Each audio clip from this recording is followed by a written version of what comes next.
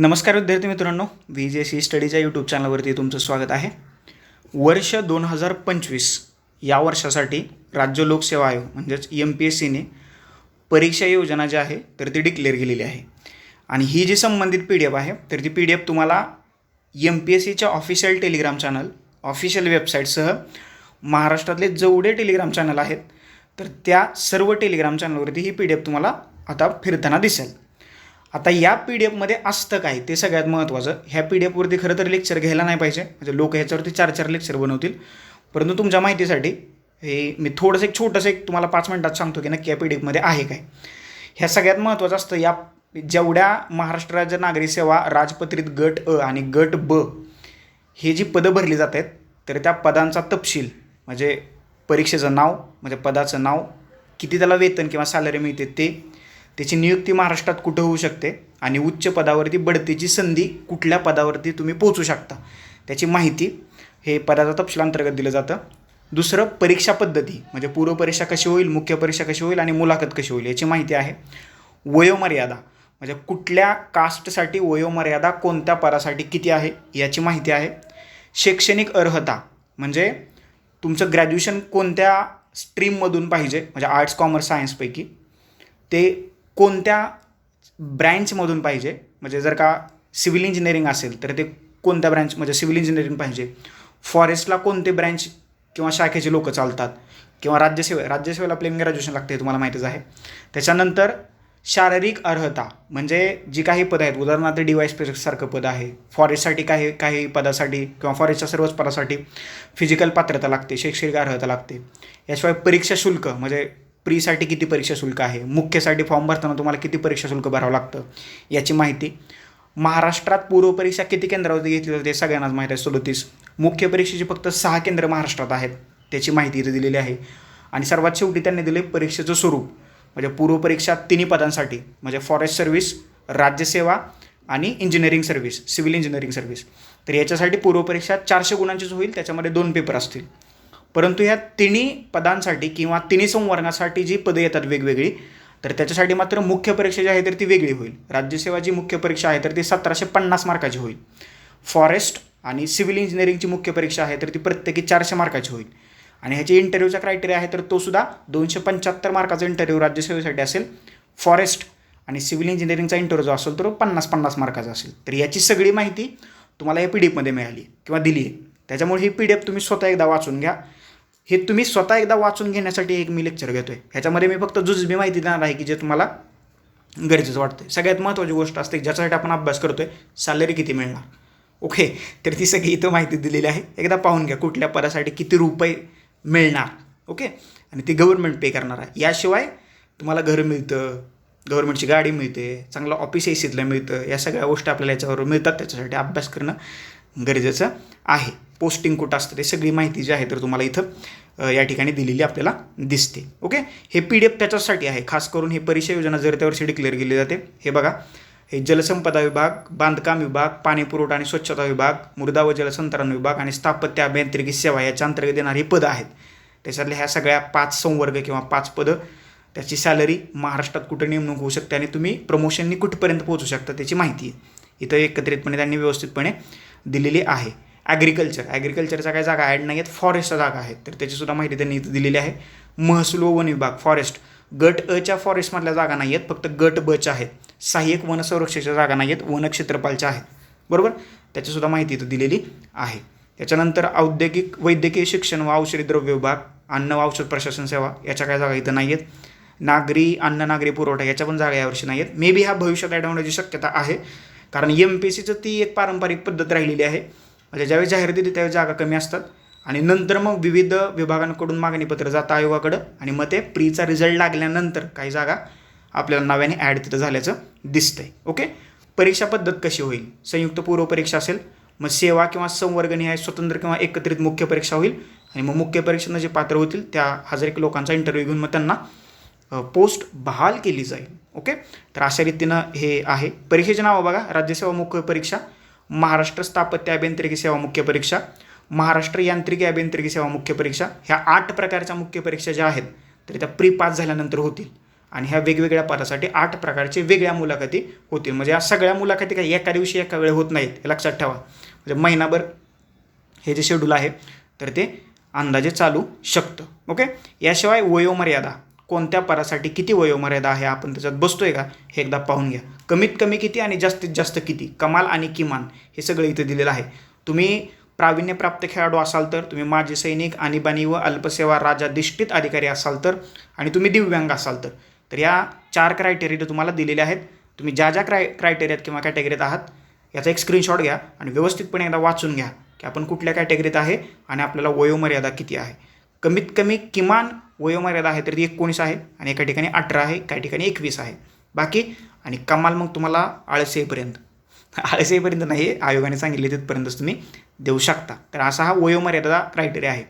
याशिवाय शिक्षण किती पाहिजे, कमीत कमी ग्रॅज्युएशन पूर्ण पाहिजे. म्हणजे जास्तीत जास्त तुम्ही किती घेऊ शकता त्याची माहिती दिली आहे. परंतु प्रत्येक पदाची डिमांड वेगळी आहे, तर त्या डिमांडनुसार तुम्हाला इथं शैक्षणिक अर्हता जी आहे तर ती दिलेली आहे. आता बघा, सहाय्यक संचालक महाराष्ट्र वित्त व लेखा सेवा गट त्याच्यासाठी थोडासा वेगळा क्रायटेरिया आहे. लेखा अधिकारी त्याच्यासाठी वेगळा क्रायटेरिया आहे. तर हे तुम्हाला म्हणजे बऱ्याचशा जणांना माहीत आहे, म्हणजे आपण पहिल्यांदा हे करतोय असं काही नाही आहे. त्याच्यामुळे ही PDF एकदा सगळी वाचून घ्या.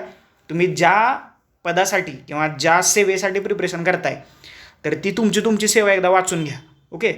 म्हणजे हे काय सांगायची गरज नाही, कारण आपण करतो याच्यावर आपल्याला सगळ्या गोष्टी माहीत पाहिजे. स्थापत्य अभियांत्रिकी सेवा त्याच्यासाठी, यांत्रिक अभियांत्रिकी सेवा, विद्युत electrical engineering, electronic engineering, okay, कृषी सेवा त्याच्यासाठी काय पाहिजे इथं सगळा क्रायटेरिया दिलेला आहे. महाराष्ट्र वनसेवेसाठी काय पाहिजे, त्याच्यातल्या सहाय्यक वनसंरक्षक गट अ साठी काय पाहिजे आणि गट ब साठी काय पाहिजे, सगळी माहिती इन डिटेल इथं दिलेली आहे.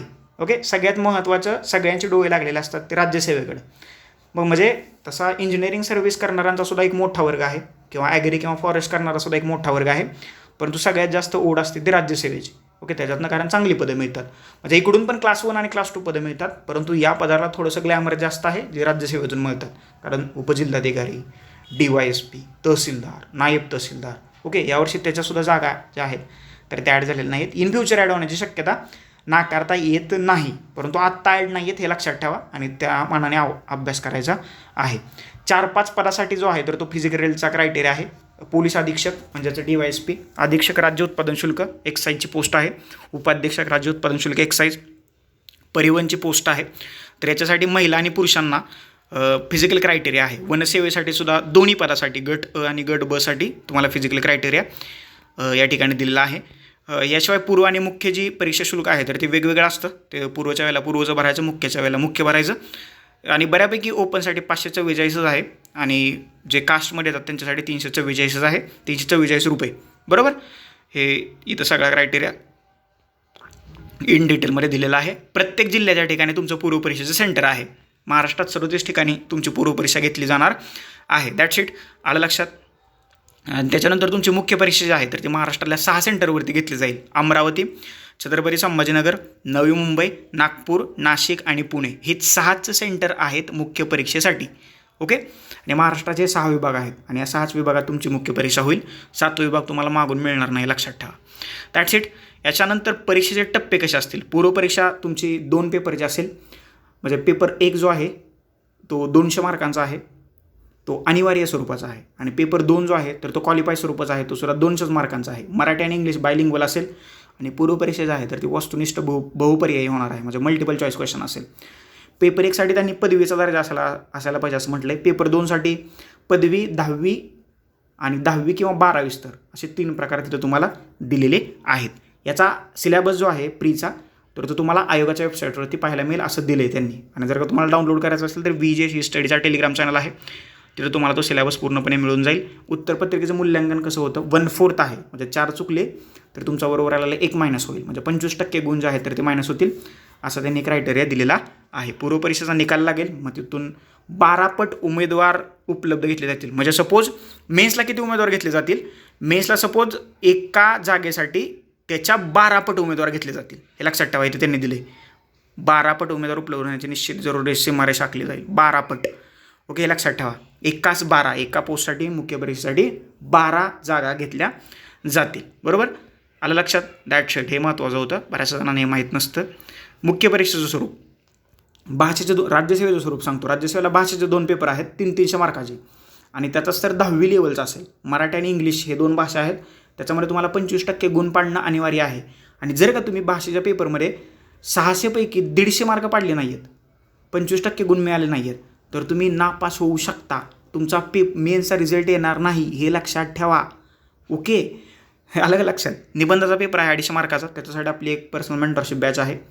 पेपर 2 जो आहे पॉलिटिचा सेक्शन, त्याच्यासाठी आपली एक पर्सनल मेंटरशिप बॅच आहे. आणि जे वैकल्पिक विषय आहे त्याचे 2 पेपर असतात 250 मार्कांचे. 500 मार्काचा वैकल्पिक विषय आहे, तर त्याचेसुद्धा आपली एक पर्सनल मेंटरशिप बॅच आहे. याच्यानंतर स्थापत्य अभियांत्रिकी सेवा, सिव्हिल इंजिनिअरिंग, त्याचे 2 पेपर आहेत. ते सुद्धा पारंपरिक वर्णनात्मक. यांत्रिकी म्हणजे मेकॅनिकल इंजिनिअरिंग, ते सुद्धा मेन्स ऑब्जेक्ट डिस्क्रिप्टिव्ह आहे. इलेक्ट्रिकल इंजिनिअरिंग मेन्स डिस्क्रिप्टिव्ह आहे. ॲग्रिकल्चर मेन्स डिस्क्रिप्टिव्ह आहे. वनसेवा फॉरेस्ट मेन्स डिस्क्रिप्टिव्ह आहे. अन्न व औषध प्रशासकीय सेवा मेन्स डिस्क्रिप्टिव्ह आहे. तर या सगळ्या परीक्षा ज्या आहेत तर त्या पारंपरिक वर्णनात्मक किंवा डिस्क्रिप्टिव्ह स्वरूपाच्या होणार आहेत. ही गोष्ट जी आहे तर ती तुम्ही अगदी व्यवस्थितपणे लक्षात ठेवायची आहे. तर अशा रीतीनं ही 2025 जी आहे तर ती परीक्षा योजना आयोगानं डिक्लेअर केलेली आहे. तर त्याप्रमाणे आत्ता अभ्यासाला लागायचं आहे. आता कुणीही म्हणू नका ऑब्जेक्टिव्हची डिस्क्रिप्टिव्ह मग काय करू मग सांगा, अजिबात नाही. सगळ्यांनी आता अगदी नव्या उमेदीने नव्या जिद्दीनं अभ्यासाला लागायचं आहे. आपल्या VJC स्टडीतर्फे काही पर्सनल मेंटरशिप बॅच ज्या आहेत 1 to 1 तर त्या लॉन्च केलेल्या आहेत. त्याच्यामध्ये PSR ऑप्शनल आहे. मेन्समधला GS पेपर 2 त्याच्यातला पॉलिटीचा सेक्शनसाठी एक वेगळी बॅच आहे. याच्यानंतर NCERT textbook polity revision batch आहे. त्याच्यानंतर essay रायटिंगची बॅच आहे, आन्सर रायटिंगची बॅच आहे. तर या सगळ्या पर्सनल मेंटरशिप बॅच आहेत. त्याचा तुम्ही एक्सपिरियन्स घेऊ शकता. थोडीशी फी आहे, फी काय जास्त नाही आहे आणि ह्या बॅच तुम्हाला नक्कीच फायदेशीर ठरतील अशी मला आशा आहे. त्याच्यामुळे या सहभागी व्हा आणि रिझल्ट तुमचा घेऊन जावा. अशा रीतीनं याच्याबद्दलची मी माहिती दिली आहे. जर का तो कोणाला याच्यातला एखादा पॉईंट समजला नसेल, बी फ्रँकली कमेंट बॉक्समध्ये कमेंट करा, सगळी माहिती तुमच्यापर्यंत पोहोचवतो. तुर्तास आता आपण इथं थांबूया. कमेंट बॉक्समध्ये कमेंट करा. पर्सनल मेंटरशिप बॅचमध्ये यायचं असेल तर डिस्क्रिप्शन बॉक्समध्ये माझा कॉन्टॅक्ट आहे, त्याच्यावरती कॉल मेसेज करू शकता, व्हॉट्सअप किंवा टेलिग्राम. कमेंट बॉक्समध्ये कमेंट केलं तरीसुद्धा मी तुम्हाला रिप्लाय करण्याचा प्रयत्न करीन. ओके, लेक्चर जास्तीत जास्त लोकांपर्यंत शेअर करा. चॅनलवरती नवीन असाल तर चॅनल सबस्क्राईब करा. शेजारी बेल आयकन दिली ती प्रेस करा, जेणेकरून नवीन लेक्चरचे नोटिफिकेशन सर्वात पहिल्यांदा तुम्हाला येतील. तुर्तास आता आपण इथं थांबूया. Thank you so much. धन्यवाद मित्रांनो. नेक्स्ट लेक्चरमध्ये आपण भेटूयाच.